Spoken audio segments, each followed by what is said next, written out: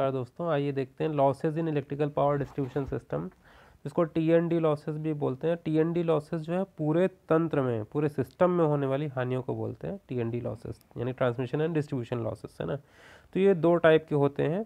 आइए देखते हैं इसके टाइप्स क्या क्या हैं। ट्रांसमिशन लॉसेज देखिए, ये टीएनडी लॉसेज हैं टेक्निकल लॉसेज और नॉन टेक्निकल लॉसेज, दो कैटेगरी में हम इसको बांट सकते हैं। टेक्निकल लॉसेस को पुनः दो कैटेगरी में, फिक्स्ड टेक्निकल लॉसेस और वेरिएबल टेक्निकल लॉसेस में बांट सकते हैं।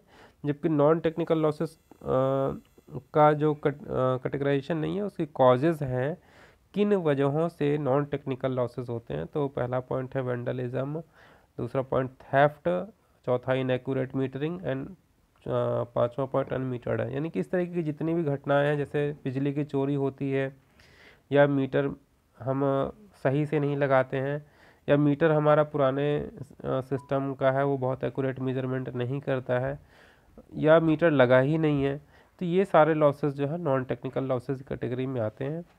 टेक्निकल लॉसेस की कैटेगरी जो है फिक्स्ड और वेरिएबल टेक्निकल लॉसेस मैंने बताया था, जिसमें कि 1/4 से 1/3 तक का जो पार्ट है वो टोटल लॉसेस का करीब 1/1/3 लॉसेस जो है फिक्स टेक्निकल लॉसेस, और 2/3 लॉसेस करीब वेरिएबल टेक्निकल लॉसेस होता है। तो फिक्स टेक्निकल लॉसेस के कॉज कौन कौन से हैं, देखिए leakage current, open circuit loss, corona loss, dielectric loss, ये सब हाई करंट फ्लो में जो लॉसेस होते हैं वो लॉसेस हैं। और जो है वेरिएबल टेक्निकल लॉसेस में है लाइन इम्पीडेंसेस और कॉन्टैक्ट रेजिस्टेंस। तो ये हमारे लॉसेस जो हैं वो वेरिएबल टेक्निकल लॉसेस और हीट लॉसेस जो है ये वेरिएबल टेक्निकल लॉसेस कहलाते हैं, समय के अनुसार परिवर्तित भी होते हैं। और लाइन इम्पीडेंस है, लाइन इम्पीडेंस जो हमारी ट्रांसमिशन लाइन, उसका अगर इम्पीडेंस चेंज होता है या रेजिस्टेंसेस में चेंजेस होते हैं, तो वो हमारे वेरिएबल टेक्निकल लॉसेस की कैटेगरी में आते हैं, क्योंकि वेरी करते रहते हैं। उसके बाद फिर जो ये टेक्निकल लॉसेस हैं, टीएनडी लॉसेस, ये किन किन कारणों से होते हैं, इनके हम एक समरी देख लेते हैं। Overall reason for technical losses, देखिए सबसे पहले लिखा हुआ है अयोग्य उपकरण का उपयोग, यानी कि अगर हमारे पास ट्रांसफार्मर है, उच्च क्वालिटी का नहीं यूज़ कर रहे हैं, विद्युत मशीन अच्छी क्वालिटी की नहीं, जो एनर्जी एफिशिएंट मशीन नहीं यूज़ कर रहे हैं, या इंडस्ट्रियल लोड है वो बहुत अच्छा नहीं है, वो कभी चेंज हो रहा है, तो ये सब जो प्रॉब्लम्स होती हैं, इंडस्ट्रीज़ में जो इक्विपमेंट्स लगे हुए वो भी बहुत अच्छी क्वालिटी के नहीं लगे हुए, तो ये हमारे टेक्निकल लॉसेस को बढ़ा देते हैं। नेक्स्ट सेकंड पॉइंट बता रखा है लंबी वितरण लाइन। अगर हमारे पास क्योंकि नॉर्मली क्या है, पावर स्टेशन से आप पहले सब स्टेशन में ले जाएंगे, फिर ट्रांसमिट करेंगे उसको ट्रांसमिशन लाइन के द्वारा, फिर सब स्टेशन, दूसरे सब स्टेशन में रिसीविंग सब स्टेशन में ले जाएंगे, रिसीविंग सब स्टेशन से फिर हम डिस्ट्रीब्यूशन करते हैं प्राइमरी और सेकेंडरी मेथड से अपने कस्टमर को। तो एक लंबा लेंथ हो जाता है, और यहाँ पर ये लंबी डिस्ट्रीब्यूशन लाइन की वजह से हमारे आई स्क्वायर लॉसेस बढ़ जाते हैं। थर्ड पॉइंट है वितरण लाइनों के कंडक्टरों का अपर्याप्त आकार। अब ये जो है, जो हम डिस्ट्रीब्यूशन लाइनें यूज़ करते हैं, उसमें कंडक्टर्स जो यूज़ हो रहे हैं वो बहुत ज़्यादा अच्छी रेटिंग के हम नहीं यूज़ कर पाते। अच्छी रेटिंग का मतलब ये है कि जो हमारे वास्तव में आवश्यक है energy efficient point of view से, वो चीज़ हम नहीं यूज़ कर पा रहे हैं। कितनी की कॉपर, कितनी मोटाई की कॉपर और कितनी लेंथ का कॉपर होना चाहिए वो हमें मालूम होना चाहिए, लेकिन वो इनएक्यूरेट कैलकुलेशन की वजह से भी लॉसेस बढ़ जाते हैं। फोर्थ पॉइंट है भार केंद्रों से दूर स्थापित वितरण ट्रांसफार्मर। अब डिस्ट्रीब्यूशन ट्रांसफार्मर जो है वो लोड सेंटर से काफ़ी दूर स्थापित होते हैं, तो ये भी एक समस्या है।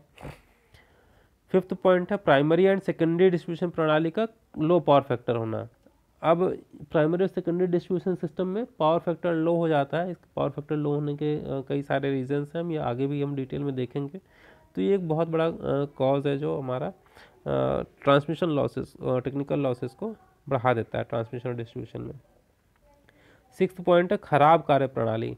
अब जो हमारे अनट्रेंड वर्कर्स होते हैं, यूजुअली वही लगे होते हैं, और जो ठेकेदार हैं वो भी बहुत अच्छा काम नहीं कर पाते हैं, वो बहुत अच्छा ट्रेंड वर्कर्स नहीं रखते हैं, जिसकी वजह से जो हमारे तारों के जॉइंट्स हैं वो अच्छी क्वालिटी के नहीं हो पाते। जॉइंट्स अच्छे नहीं होंगे तो डेफिनेटली वहाँ पर कभी स्पार्क होता रहेगा, कभी कोई दिक्कत आएगी, तो इस तरह की समस्याएं बनी रहती हैं।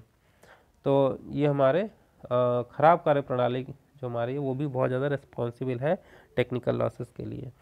नेक्स्ट है लोड परिवर्तन के कारण हानियाँ।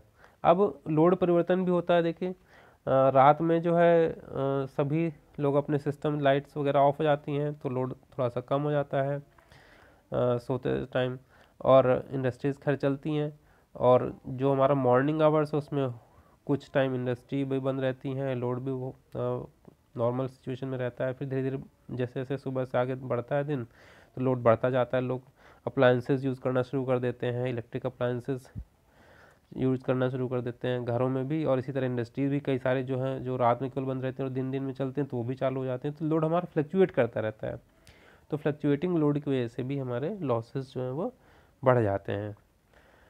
नेक्स्ट है उचित साइज़ के ट्रांसफार्मर का चुनाव। अब ट्रांसफार्मर का साइज़ जो है वो प्रॉपर होना चाहिए, यानी कि कहाँ पर कितना लोड है उसी के अनुसार ही ट्रांसफार्मर यूज़ होना चाहिए।